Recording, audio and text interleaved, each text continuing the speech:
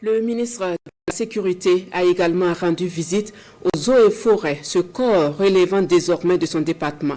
Ce matin donc, Mahamadou Sana, ministre donc de tutelle, est allé à la Direction générale des eaux et forêts pour une prise de contact. C'est donc l'occasion de décliner les nouvelles orientations et d'écouter les hommes sur les acquis engrangés et les défis à relever. Tanga Kafando.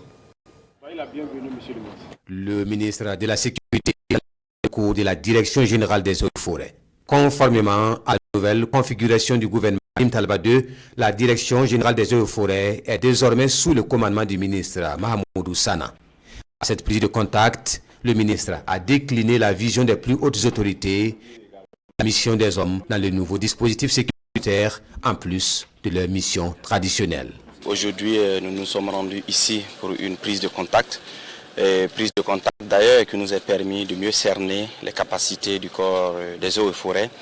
Mais également, ça a été une occasion pour eux de me présenter les acquis, les insuffisances et les difficultés.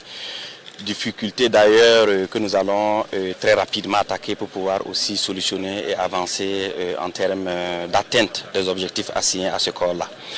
Vous savez aussi que depuis plus de 3 ans, le corps des eaux et forêts a été beaucoup sollicité dans le domaine de la sécurité, et notamment en termes de combat sur le théâtre des opérations. Plus d'une dizaine de positions sont tenues par ce personnel. Ça a été l'occasion pour moi de les féliciter, de les rendre un hommage, qui grâce à leur détermination, toutes ces positions sont tenues et toutes ces localités sont toujours sur place. C'est pour dire que le volet sécurité est très important et nous allons nous atteler à réellement capaciter ce corps dans ce domaine.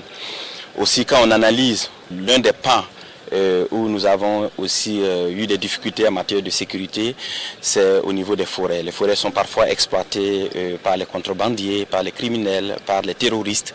Donc c'est nécessaire que réellement on se penche sur comment protéger nos forêts, sur comment assurer bien sûr tout ce qui est comme activité en termes de sécurité dans ces forêts. Mission bien reçue.